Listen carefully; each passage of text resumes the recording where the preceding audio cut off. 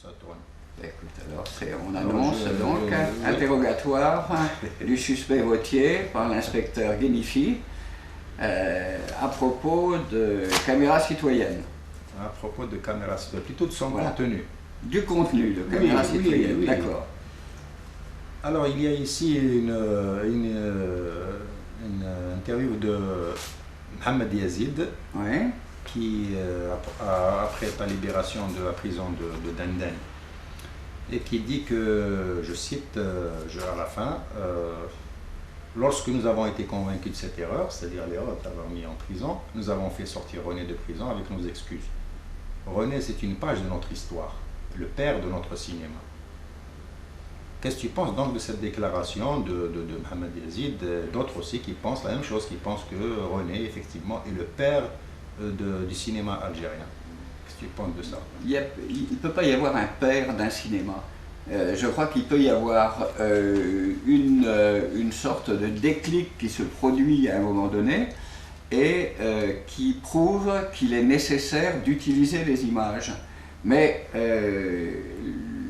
disons que j'ai été, avec Afrique 50 peut-être en Afrique occidentale française à l'époque, j'ai été le déclic qui a montré à certains gars qui avaient plus ou moins vaguement l'intention de faire du cinéma qu'on pouvait faire un cinéma, qu'on pouvait utiliser le cinéma pour faire de la contestation. Et pendant la guerre d'Algérie, il y a eu là aussi une démonstration faite qu'il était possible de faire du cinéma, et à partir de ces images que j'avais faites et surtout du montage qui a été fait, du montage que j'ai fait, il y a eu la démonstration a été faite qu'il était possible d'utiliser le cinéma dans le sens de la connaissance de la lutte et des raisons des luttes du peuple algérien. Et ça a été effectivement un déclic, mais en fait il existait déjà à l'époque à l'intérieur même de la télévision algérienne, de la télévision française en Algérie, il y avait des gens que l'on formait. Pourquoi? Eh bien parce que la revendication était déjà une revendication latente, la revendication de s'exprimer par l'image.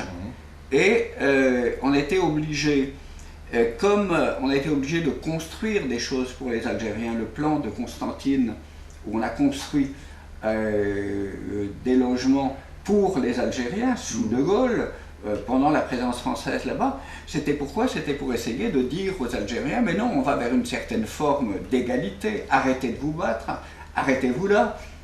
Et il y a eu aussi une tendance à la formation de cinéastes algériens pour que ça reste dans le cadre de directives données par la France. Que ce soit des images faites éventuellement par des Algériens, mais dans une certaine orientation. Et disons que l'apport d'Algérie en flammes, ça a été de dire il y a une façon de chanter la lutte en images et non pas de refléter ce que les Français souhaitent voir de l'Algérie, mais de montrer aussi une Algérie qui combat. Et là, la preuve a été faite que ça pouvait être utile pour la connaissance des raisons de lutte du peuple algérien. Mais de là à dire que Vautier était le papa, je crois que ce qui fait que les Algériens, les cinéastes algériens, en gros, m'aiment bien, c'est que j'ai jamais essayé de parler à leur place. C'était une nécessité pour moi de se servir des images pour créer un dialogue, mais je ne pouvais pas moi faire le dialogue des deux côtés de la Méditerranée. Je disais, il faut que les Algériens continuent à s'exprimer à partir d'images qui leur ont prouvé qu'il était possible de faire du cinéma qui reflète les raisons de leur lutte. Et ensuite, il a fallu, effectivement, au centre audiovisuel, même pas former les gens, mais leur dire simplement, leur donner confiance dans ce qu'ils pouvaient faire, et leur donner les moyens de se former eux-mêmes. Et je crois que ça a été l'intérêt du centre audiovisuel, ça a été ça. Ça a été un creuset où des gars arrivaient et, prouvant le mouvement en marchant, ils faisaient du cinéma parce qu'ils avaient en main un matériel qu'il fallait utiliser. Un matériel qui était un matériel primaire, mais ils ont commencé à travailler, à se lancer dans le sens de l'expression par l'image, et à partir de ce moment-là, ils ont créé eux-mêmes leur forme d'expression. Bien sûr, comme nous étions ensemble à l'époque au centre audiovisuel, tu n'as jamais été paternaliste avec nous. Et c'est pour ça que cette formule de Vautier, de papa du cinéma, me gênait. Ouais. C'était vraiment... Non, disons que Vautier a constitué peut-être un déclic, puisque c'est vrai aussi que c'est à partir du moment où Algérie en flammes a été diffusé, où Algérie en flammes a existé, on a pu faire la projection pour les responsables algériens de ce film, qu'il y a eu une demande venant de l'extérieur, une demande d'image sur la lutte du peuple algérien. Et c'est à ce moment-là qu'on a, essayé, à l'échelon à l'époque du GPRA, de faire, enfin, des responsables de la révolution qui étaient à l'extérieur de l'Algérie. On a essayé de créer un noyau.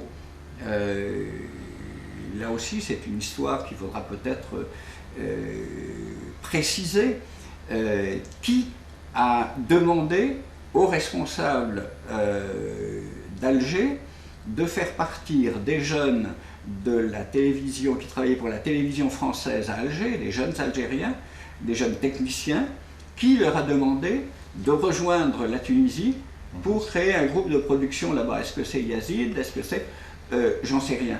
Je sais simplement qu'il y a eu cette demande et que la demande portait, à ma connaissance, sur il fallait qu'il y ait des jeunes qui arrivent, des jeunes déjà formés sur le plan de l'image, donc sachant faire des images, sachant déjà les métiers du cinéma, et qui existaient à la télévision française du boulevard Bru à Alger. On leur a demandé, à l'échelon du FLN, on leur a demandé de rejoindre la Tunisie. Il me semble que ce qui leur a été demandé par les instances du FLN, c'était de partir d'Alger sur la France, de la France de passer sur l'Italie, et de l'Italie de venir sur la Tunisie. Bon, et je crois aussi qu'ils ont eu une réaction qui était assez commune dans certains milieux algériens, c'est de dire si on arrive sans matériel là-bas, on va se servir de nous d'une manière qui sera peut-être utile à la Révolution, mais qui sera moins utile que si on nous donne les moyens de faire des images, que si on a les moyens de faire des images. Donc ils sont partis en emmenant le matériel.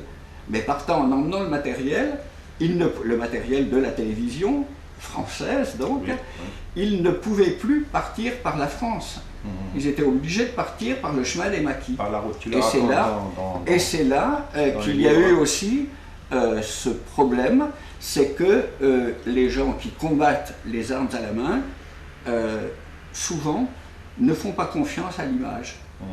Et il y a eu une suspicion lancée par le deuxième bureau français, très volontairement, pour qu'on fasse disparaître, pour que les Algériens eux-mêmes, les combattants algériens, les responsables de maquis, fassent disparaître ces jeunes-là en les faisant passer pour des suspects. Et c'est ce qui s'est passé pour les 9 premiers gars qui qui ont fait peut-être, je mets à part Jamel Chanderly, mais ça c'est un autre problème, parce que lui était déjà formé auparavant, mais les premiers martyrs des images en Algérie, les véritables, dans la mesure où ce qui se fait dans une révolution est en général fécondé par le sang versé. Et là, les premiers qui ont versé leur sang, parce qu'ils voulaient faire des images sur la révolution algérienne, des images sur l'Algérie, c'est Ali Djenaoui et ses copains qui étaient partis de la télévision française où ils étaient déjà formés. C'est-à-dire qu'il y avait déjà un noyau de formation. C'est normal que le colonialisme, finalement, soit obligé de secréter des gens qui le combattront par l'image. Les gens sont formés aussi au contact de formateurs venus d'ailleurs, avec du matériel qui vient d'ailleurs, mais les gars reflètent leurs idées et leurs combats à partir de ce qu'ils ont en main. Et souvent, ce sont des gens qui ont été formés dans les rangs des colonisateurs. C'est pour ça aussi que pendant 130 ans, les colonisateurs n'ont absolument pas formé de cinéastes en Algérie.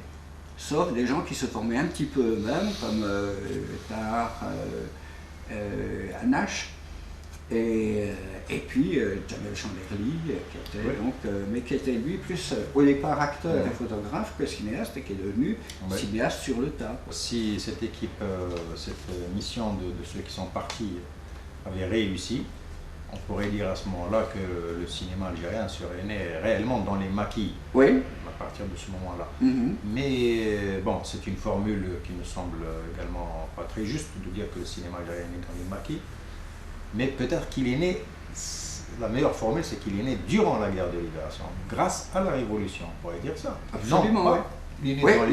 Mais grâce à la Révolution, mais alors, il faut aussi préciser que les gens qui se battent les armes à la main ont automatiquement une certaine méfiance vis-à-vis des images que l'on fait d'eux. Parce que ces images, c'est des choses qui peuvent tomber entre les mains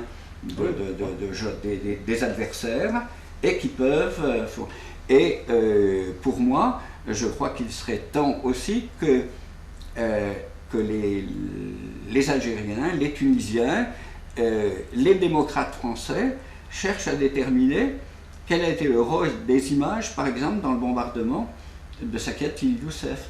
Parce qu'il y a un colonel qui a été responsable des archives françaises qui dit les services de renseignement français voulaient prouver que Sakiet Youssef était une base de la direction du FLN, et ils se sont basés pour faire cette démonstration sur les images qui leur ont été vendues par un cinéaste anglais qui avait pris des images. Or, les images prises par le cinéaste anglais qui montraient des défilés de troupes dans les rues, n'avaient pas été prises du tout à Sakiet Youssef. Il les a vendues sachant que les services secrets français cherchaient des images pour prouver que Sakiet était un lieu qu'il fallait bombarder puisque c'était, mais c'était des images qui étaient prises à Oued Meleg, c'est-à-dire à 80 km. Et bien avant. Oui. Bien avant le bombardement. Mais ça a provoqué, c'est ce qu'il y a, c'est en se basant là-dessus que les services de renseignement ont dit on a même des images prouvant que la base algérienne la plus proche de la frontière est à Sakiet Youssef, voilà les images. Donc c'est pour ça qu'il y a eu une méfiance au départ lorsque tu as contacté les responsables de la Révolution par rapport à toi aussi.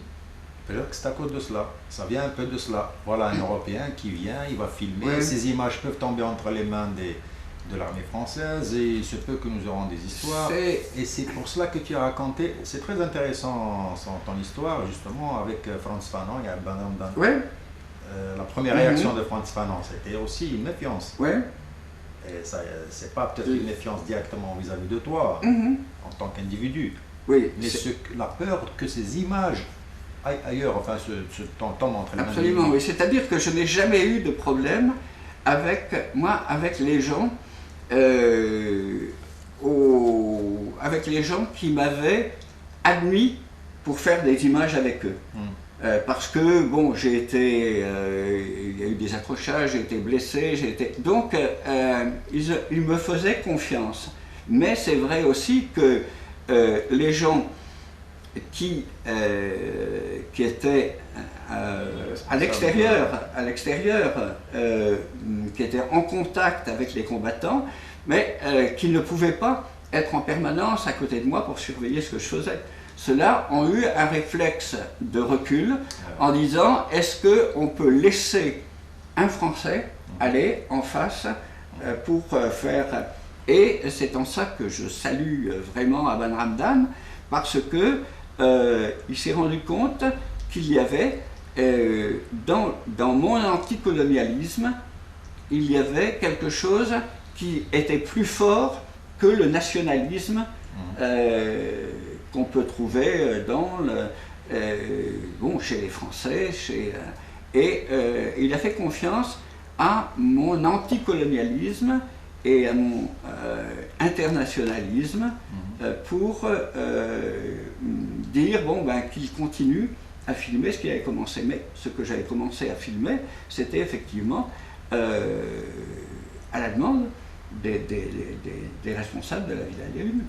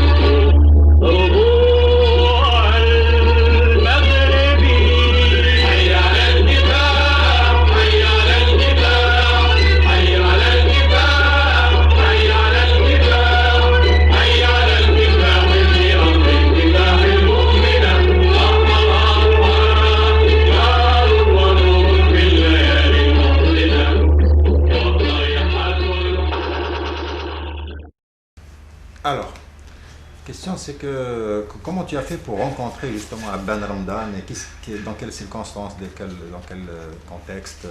Bien, j'étais arrivé en Tunisie avec la volonté de tourner un film qui soit une réponse aux critiques qui m'étaient faites en France, où on disait Vauthier dit que l'Algérie va devenir indépendante, qu'elle l'a déjà été, qu'il dit ça dans un film qui s'appelait Une nation, l'Algérie. On le poursuit pour atteinte à la sûreté intérieure de l'État et en lui disant l'Algérie c'est la France, on n'avait pas le droit de dire que l'Algérie, département français, va devenir indépendant. Et moi, je disais, j'ai le droit de dire ce que je veux, si les Algériens sont considérés par vous comme des Français, ce sont des gens qui ont le droit de s'exprimer aussi, et je vais aller leur demander pourquoi ils se battent alors. Moi, Français, je peux discuter avec d'autres Français, avec ma caméra, et je vais donc aller voir les Algériens. On m'a dit, ah non, pas question. Je dis, comment pas question, vous allez voir. Et je suis parti en Tunisie. Et c'était très très ouvert. J'ai pas caché que je partais, j'ai dit, bon, ben ça va, j'y vais. J'arrive en Tunisie avec des films que j'avais déjà tournés, des films anticolonialistes, avec Afrique 50, avec d'autres trucs. Avec une certaine confiance côté de certains Tunisiens, parce que j'avais tourné aussi des choses sur la répression de l'armée française juste avant l'indépendance de la Tunisie, contre les Tunisiens. Donc il y a des gens à Tunis qui ont organisé la projection de mes films, et un jour j'ai vu arriver un gars qui m'a dit, voilà, vous voulez tourner sur les maquis en Algérie, et ben nous, on vous emmène. Et le gars s'appelait Shrif Zenadi.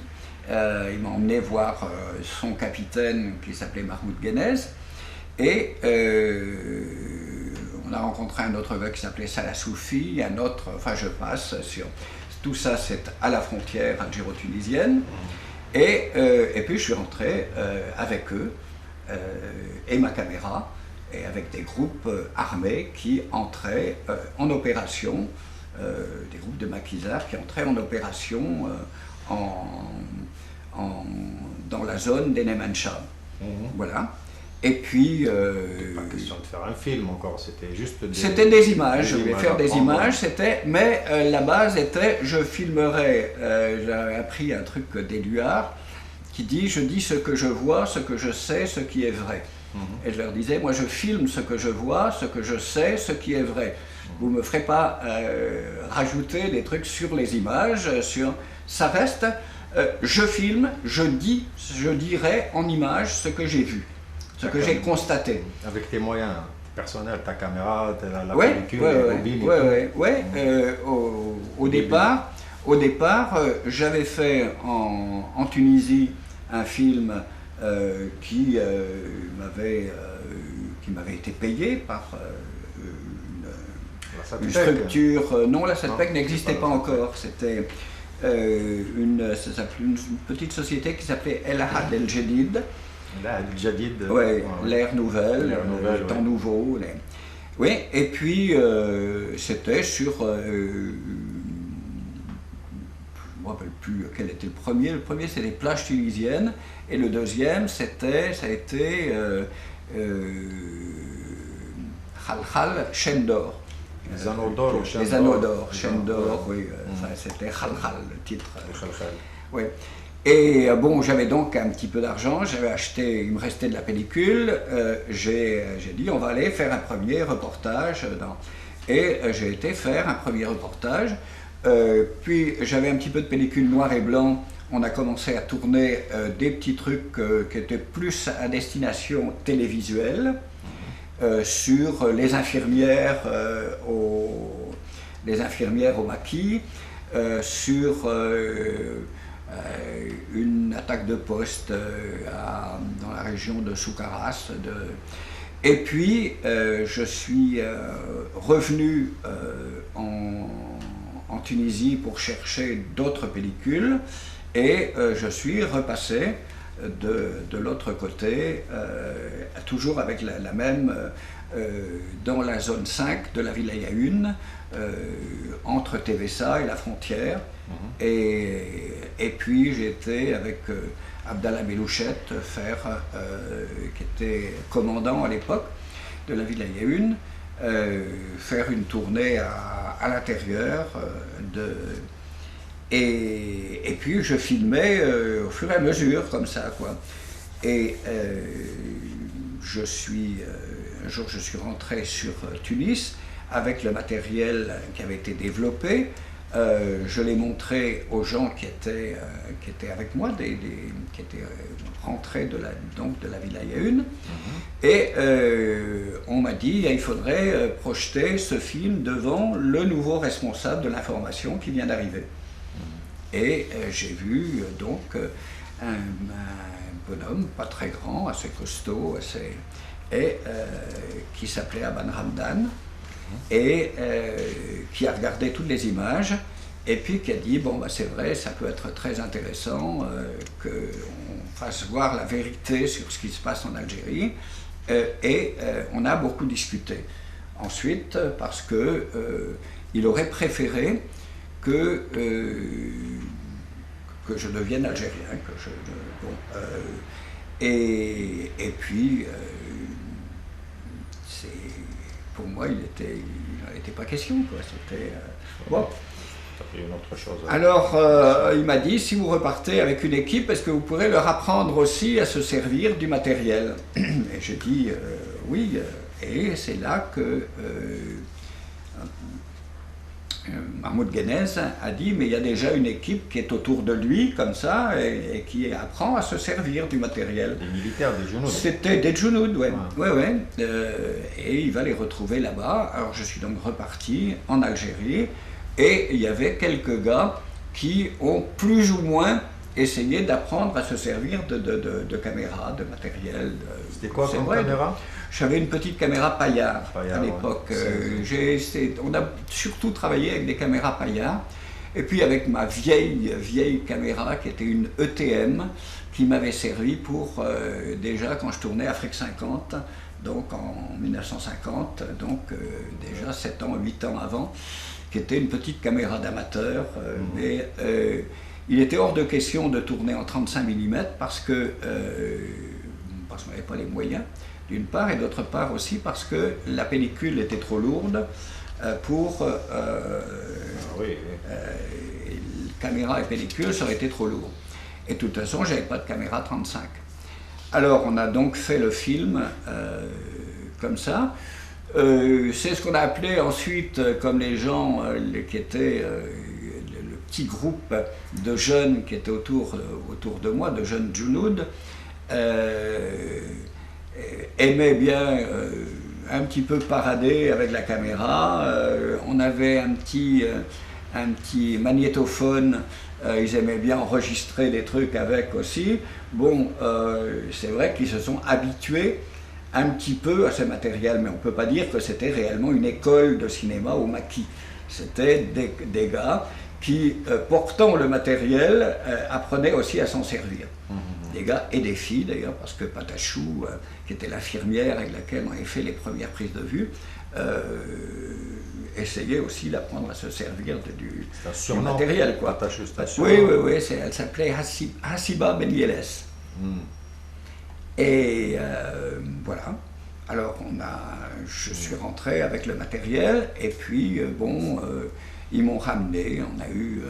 C'était vraiment très fraternel quoi. Quand j'ai été blessé, on m'a ramené sur la frontière. C'est là où tu as tourné la scène du train? C'est là que j'ai tourné la scène du train, mais il y a eu plusieurs scènes de train. Il y a eu on a filmé au minimum 5 ou 6 trains différents, quoi, c'était des combats sur... et puis, évidemment, on n'allait pas dans le montage utiliser tous les documents, on a donc... certainement. Voilà. Abban Ramdan et Frantz Fanon, notamment Abban Ramdan, pourquoi il s'est adressé à toi comme ça pour te demander, oui, ok, nous voulons se servir du cinéma, nous voulons utiliser le cinéma, enfin, alors qu'il y avait d'autres étrangers, d'autres cinéastes français, enfin, peut-être pas tous français, peut-être, mais il y a pas mal d'autres cinéastes étrangers ou des journalistes. Pourquoi est-ce qu'il ne s'est pas adressé à eux? Je ne pense pas qu'il y ait... D'abord, pour moi, j'avais déjà été, quand j'ai connu Abban Ramdan, il y avait déjà des documents que j'avais filmés en Wilaya 1. Donc, pendant qu'Abban Ramdan menait la bataille d'Alger, moi j'étais, menait la bataille d'Alger, était impliqué dans la bataille d'Alger et travaillait sur Alger pour la Révolution. Moi j'étais, je faisais des images déjà en Wilaya 1. Quoi. Mais tu n'as pas été le seul à faire des images... À l'intérieur? Il y a eu des Yougoslaves, des Américains... Non, à l'époque il n'y avait rien. À l'époque il n'y avait rien. Il y a les premiers que j'ai rencontrés, c'est en fin 57, un gars qui est arrivé, qui était égyptien, et qui a demandé, c'était les débuts de la ligne Maurice, il a dit « je veux aller verser mon sang pour l'Algérie ». Alors les gars l'ont emmené jusqu'à la ligne, il a piqué son doigt sur un truc du fil de fer barbelé. Électrifié? Non, le truc électrifié était derrière. Ah, ouais. Là, il y avait des tas de choses justement pour empêcher les animaux d'aller sur des barbelés. Normal, ouais. Il a piqué son doigt dessus et a dit voilà, je verse mon sang pour l'Algérie. Et puis il est revenu. Mais les autres ensuite, Labudovitch, et puis c'est en 60 qu'ils sont venus, en 59, 60. Ah, d'accord. Et à l'époque, il n'y avait qu'un seul gars qui a été envoyé à l'intérieur, c'est Jamel Chanderli, qui a tourné, lui, des images en Wilaya 2.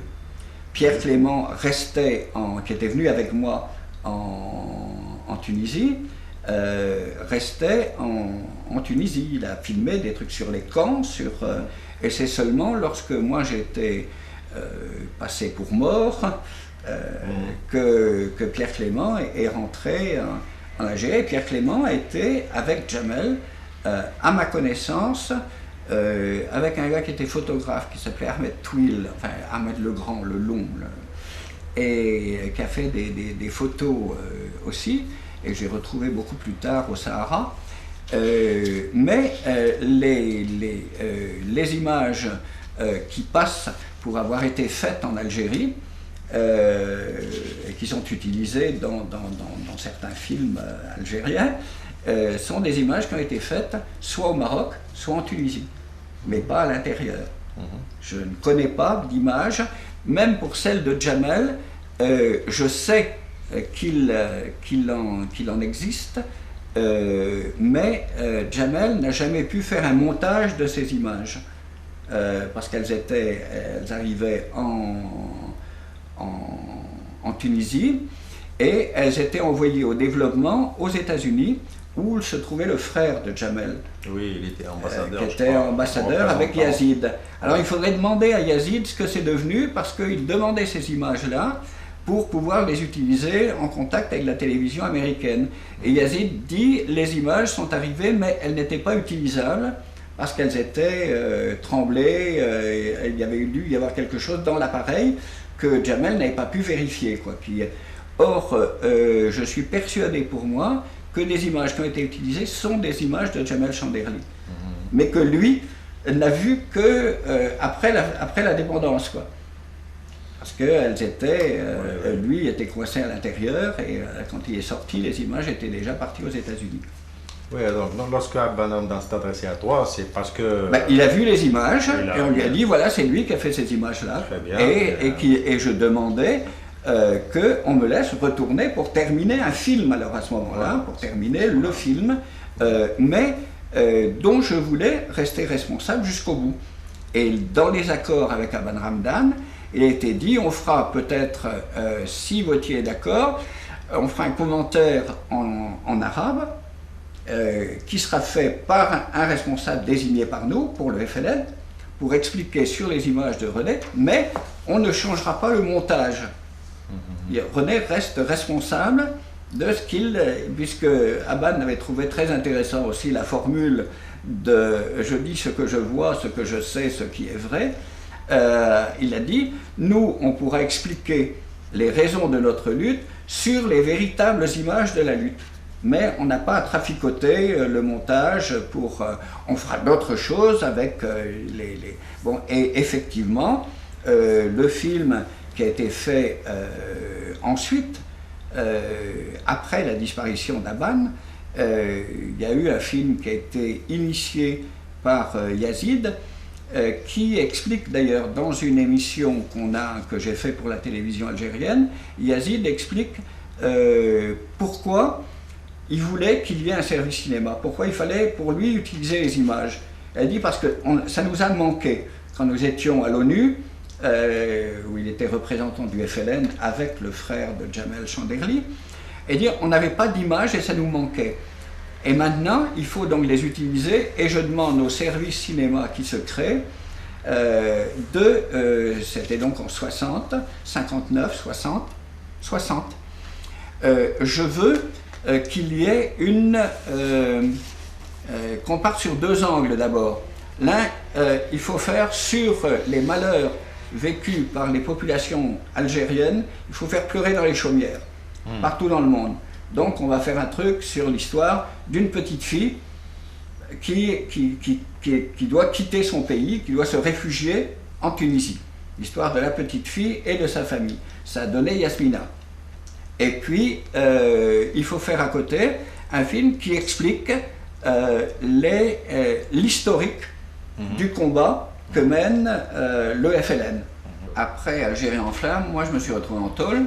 Donc, c'est quand je suis sorti de prison, en 1960, que j'ai su qu'il y avait les films qui avaient été tournés par Pierre Clément et Jamel Chanderly, dès 1958 sur les réfugiés, mais pas en Algérie même, c'était à la frontière, et à la frontière côté tunisien. Et puis en 1960, alors il y a eu la constitution d'un groupe qui était composé de Jamel Chamberlain, de Lakhdar Amina, de Pierre Chollet, de Serge Michel, de Belhadj, qui est devenu producteur des années après, ici en France, et distributeur. Et je ne sais pas si j'en ai oublié, de Jacques Charby, je ne sais pas si j'avais cité Jacques Charby déjà. Bon, et puis voilà, alors ils étaient consultants autour de Yazid, et ils sont partis certains d'entre eux sont partis en Yougoslavie monter un film à partir d'une part d'extraits d'Algérie en flammes et d'autre part de documents des actualités tournées par des opérateurs internationaux et piquées dans les actualités françaises, italiennes, d'un petit peu tous les pays, quoi. Et ça a donné ce film qui s'appelait Juzairuna, ouais. Yazid m'a proposé de m'intégrer dans ce groupe-là, et j'ai préféré pour moi travailler plus librement en tant que Français, partisan de la paix en Algérie, qui ne pouvait passer que par l'indépendance de l'Algérie, mais faire des films dont je gardais gestion du contenu, et c'est comme ça qu'on a tourné avec Yann Lemasson, qui était venu avec moi pour on tournait un film pour les Tunisiens, et il avait amené de la pellicule et qui avait été achetée par un collectif français qui était animé par sa belle-sœur, qui était une jeune actrice française connue, et qui avait donc acheté la pellicule. Et puis on a tourné avec les dessins d'enfants, dans des dessins d'enfants orphelins de guerre ou vivant dans cette maison d'orphelins, d'enfants blessés par la guerre, et dont s'occupait sur le plan médical, Fanon s'en occupait sur le plan psychiatrique même, parce qu'il y avait au moins psychanalytiques. Et les enfants avaient demandé de faire des dessins sur leur vécu, ils avaient dessiné avec les dessins. On a monté avec des images faites par Yann Lemasson, on a monté un film qui s'est appelé c'est pas J'ai 8 ans. J'ai 8 ans. Ah, c'est ça. Voilà, ouais. Et donc, qui était un film dont on tenait à dire c'est un film fait par des Français opposés à la guerre d'Algérie. Oui. Et voilà, on a donc, il y avait, en fait, le film avait été conçu à partir de ce que j'avais vu dans cette maison d'enfants algériens, conçu à partir des dessins d'enfants algériens. Les images en Algérie avaient été faites, en Tunisie avaient été faites par Yann Lemasson. Le montage le son avait été enregistré par la femme de Yann Lemasson, Olga Poliakov, et le montage avait été fait par Jacqueline Mépiel. Voilà. Et le film a été diffusé dans pas mal de festivals comme film français, mais il était interdit en France. Et il n'a été autorisé en France que à partir quand j'ai fait la grève de la faim contre la censure politique sur le cinéma, en 1973, on a gagné cette libération des films, et il a été, avec Octobre à Paris, il a eu, qui était un film de Jacques Panigel, on a gagné leur visa, et C'était d'ailleurs assez marrant parce que le film, en France, un film, la date de naissance d'un film, c'est le moment où on lui donne le visa d'exploitation. Avant ça, il n'est pas né. Et comme il a eu son visa en 73 et qu'il y avait des concours tous les ans pour les films de l'année, pour les courts-métrages de l'année, on leur attribuait des primes à la qualité. Et on a donc présenté ce film en 73 pour avoir pour les primes à la qualité. Et on a eu la plus grosse prime à la qualité attribuée par le jury au CNC pour ce film qui avait été fait en 1961. On a eu un grand prix de film de l'année, une grande prime de film de l'année en 73, puisque théoriquement c'est en 73 qu'il est né, c'est en 73 qu'il a eu le visa. Voilà, c'était les petites anecdotes sur le fonctionnement des services du cinéma français. Pour revenir à Algérie en flammes, lorsque Ben Ramdan a finalement été d'accord pour que ce film se fasse, il pensait plutôt faire de toi un fonctionnaire du ministère de l'information, un salarié. Oui, c'était la meilleure, pour Abban, c'était la meilleure solution parce que ça lui permettait de contrôler d'une manière plus stricte ce que je faisais. Et moi, je lui ai expliqué que je pensais que ce n'était pas la bonne solution pour moi.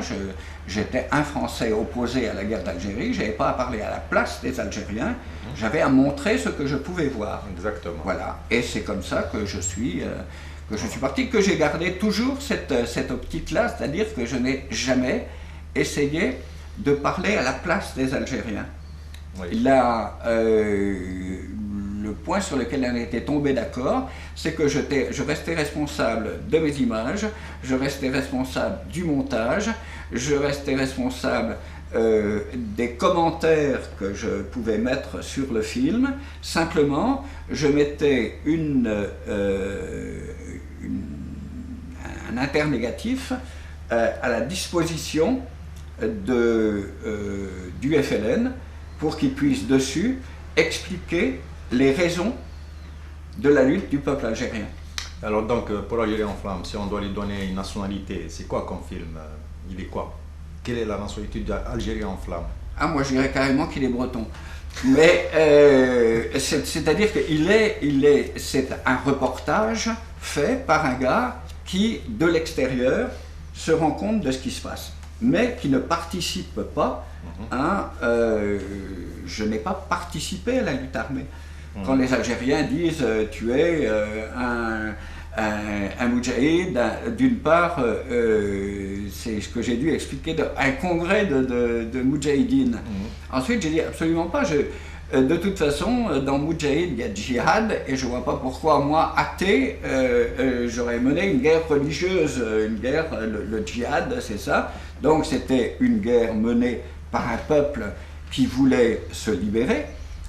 Moi, je regardais et je pensais que c'était logique que les gens mènent ce combat-là, et que ce qui se faisait contre eux, c'était de la répression colonialiste.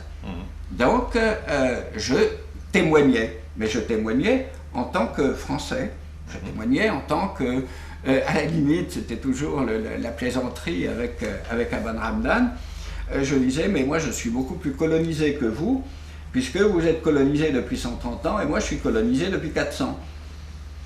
En tant que breton, j'avais été, un jour, on avait décidé que j'étais plus breton, mais que je devenais français, parce qu'il y avait une madame duchesse de Bretagne qui se mariait avec un gars qui était roi de France, donc c'était il y a 300 ans, c'était mes ancêtres qui avaient vécu ça, mais depuis, effectivement, je parlais pas ma langue maternelle, qui était le breton. Je ne pouvais pas m'exprimer dans ma langue. J'apprenais l'histoire d'un pays qui était à la limite le mien, mais on faisait disparaître l'histoire réelle de la façon dont mon pays, la Bretagne, avait été intégré dans la France. Donc j'étais effectivement colonisé. Et les décisions, en plus les décisions que l'on prenait pour la gestion de la Bretagne étaient des décisions qui étaient prises dans le sens de la défense d'une entité qui était beaucoup plus grande, qui était la France. Mais lorsque les Bretons venaient, on les envoyait se battre contre les Algériens, c'était difficile de leur dire que c'était pour défendre la notion de national. Bon, et donc j'expliquais tout ça un petit peu avec le sourire parce que c'était un peu spécieux comme développement aussi, mais je ne voulais pas non plus devenir algérien. Et voilà, je pensais qu'il fallait que je me batte avec mon arme qui était la caméra pour faire reconnaître un certain nombre de faits qui se déroulaient devant moi en Algérie. Et voilà. Il y a une phrase que tu cites dans le livre, quand on aura réussi, tu cites Ben Ramdan, hein, il dit que quand on aura réussi à mettre tout ça sur pied et qu'on fera la première projection du film, il y en aura chez vous comme chez moi qui en feront un élan comme ça. Fin de citation. Et qu'est-ce qu'il veut dire par là?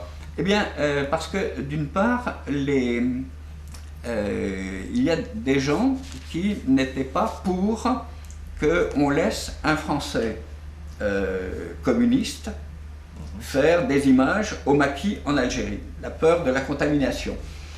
Et il est certain aussi qu'il y avait dans les rangs des Algériens des gens pour lesquels la notion de religion était plus importante que la notion de combat pour la libération nationale. Oui. Et Abane savait que côté français, effectivement, savoir qu'il y avait un Français qui avait été en face, bon, ben, là c'était même pas une prédiction, parce que déjà il y avait des gens en France qui savaient que je tournais côté algérien. Il y avait un gars, un chroniqueur de radio très célèbre à l'époque qui s'appelait Jean Nochet et qui disait, en gros, qui appelait à boycotter Vauthier, non seulement à boycotter Vauthier, mais à le faire disparaître physiquement si jamais on avait la possibilité de le faire, quoi. C'est-à-dire qu'il était impensable pour eux qu'un Français fasse quelque chose qui tende à prouver que les Algériens avaient des raisons de ne plus vouloir être Français. Bon, et des deux côtés, effectivement, côté des Algériens qui ne voulaient pas que ce soit un Français qui tourne les premières images algériennes, du côté des Français qui ne souhaitaient pas du tout que des images de ce genre existent, et en particulier pas qu'elles soient tournées par un Français. Il y avait des gens qui pouvaient effectivement sentir leur nez s'allonger quand on ferait la projection de ce film. Ce qui s'est passé d'ailleurs.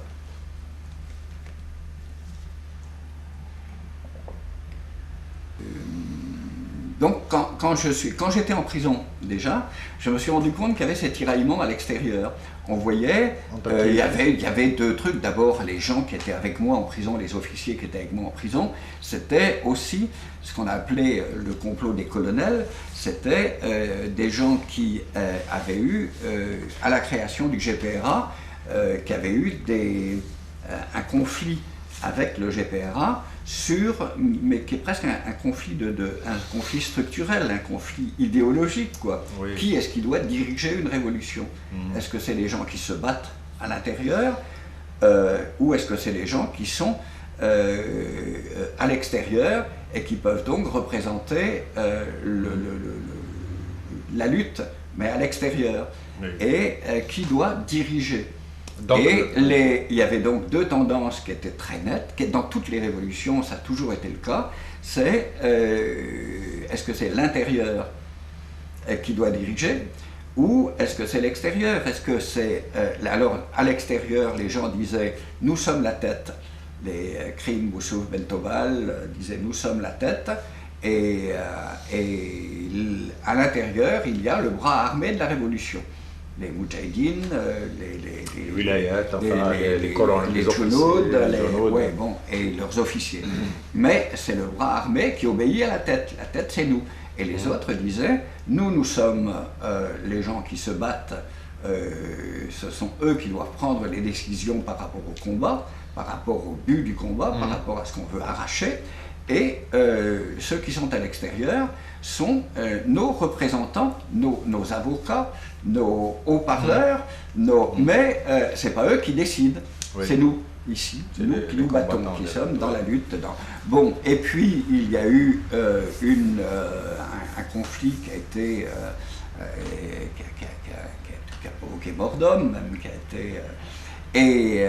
et à l'intérieur de la prison, je voyais l'évolution de ce conflit, c'est-à-dire que l'armée reprenait les thèses, c'est-à-dire Boumedienne, reprenait les thèses qui avaient été celles de ce qu'on appelait les colonels, mais qui avaient été bousillés, qui avaient été condamnés à mort et qui avaient été liquidés dans la prison, à Denden. Et puis, il y avait d'autre part le GPRA qui restait sur les positions, c'est les politiques qui dirigent la révolution. Oui.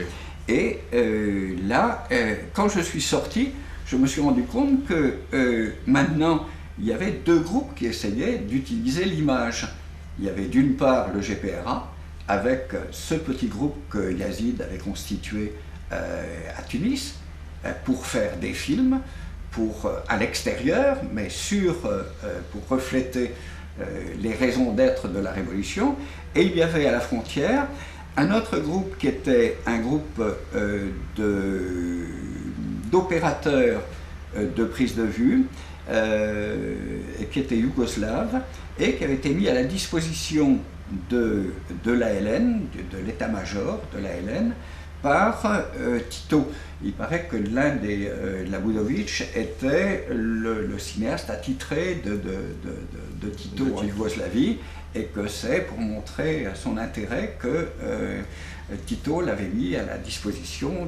Et les deux choses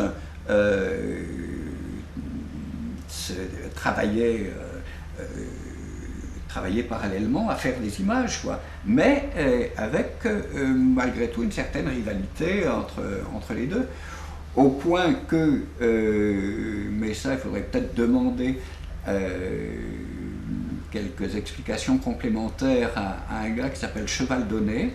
Cheval Donné avait tourné en 62, il avait tourné le retour sur le Maroc des emprisonnés de Ben Bella, Khider, Boussouf, Khider, toute la bande des cinq l'Ashraf. Oui, et les documents qui avaient été filmés, l'un c'était les documents où on montrait ces 5 accueillis par l'armée, du côté d'Oujda.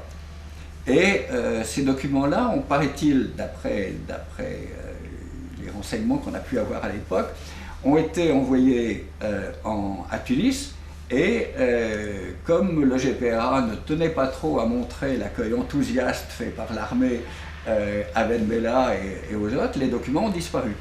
On disait même qu'ils avaient été bousillés. Et si bien que quand on a tourné, quand les Junouds m'ont invité à venir à la frontière au moment où Ben Bella et les autres ont été à la frontière tunisienne, et sont même un petit peu entrés en Algérie, j'ai filmé à ce moment-là, mais quand je suis rentré à Tunis, on a essayé de me piquer les documents que j'ai gardés il y avait une espèce de rivalité interne qui rendait les choses assez difficiles. Méfiance. Oui, absolument. Ouais. Bon,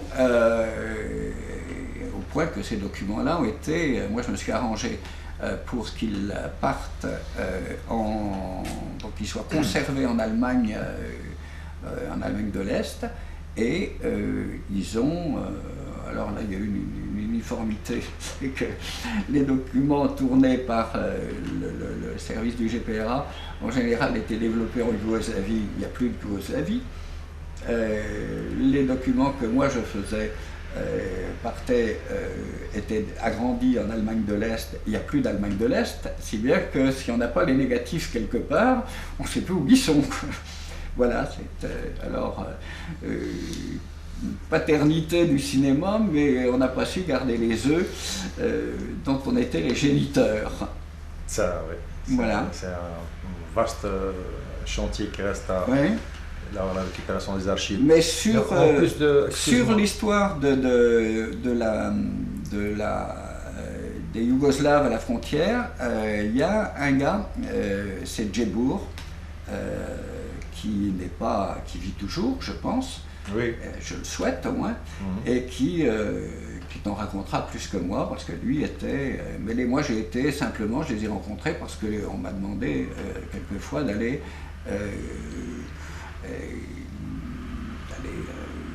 raconter des histoires, des images pour les gens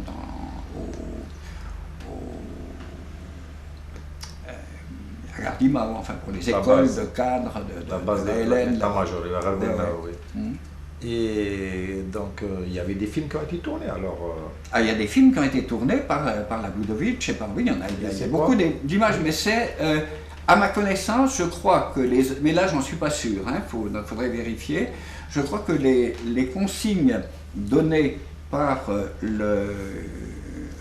Tito à ses opérateurs, c'était pour éviter qu'il y ait des conflits trop ouverts avec la France, c'était faites des images de l'armée, mais n'entrez pas les faire en Algérie.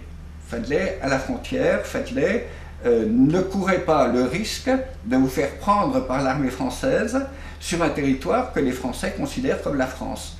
Parce que là, on aurait des problèmes diplomatiques entre France et Yougoslavie. Donc, prudence, vous filmez l'armée de la frontière, mais n'essayez pas de passer les lignes, parce qu'à l'époque, il y avait quand même la ligne Châle, la ligne Maurice, ça posait des problèmes de franchissement. Et déjà, Pierre Clément avait été pris caméra en main, et bien que français, il avait été condamné à 10 ans de prison. Et oui. Mais en plus en dehors de Djebour et de Yougoslav, il y avait d'autres Algériens, des cinéastes. J'en ai pas connu un seul. Non, pas un seul, oui. Non, non.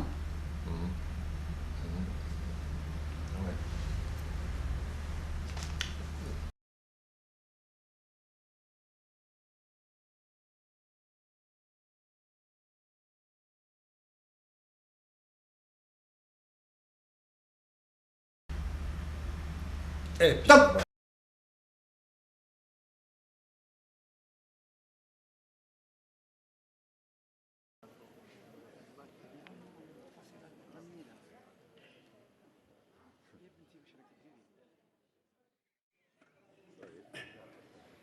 J'ai vu passer ici des gens que j'ai connus très jeunes, j'ai connu des espoirs, et de les voir maintenant dans les rangs des anciens, ça me fait penser un petit peu qu'il faudrait peut-être aussi que les trop anciens s'en aillent, mais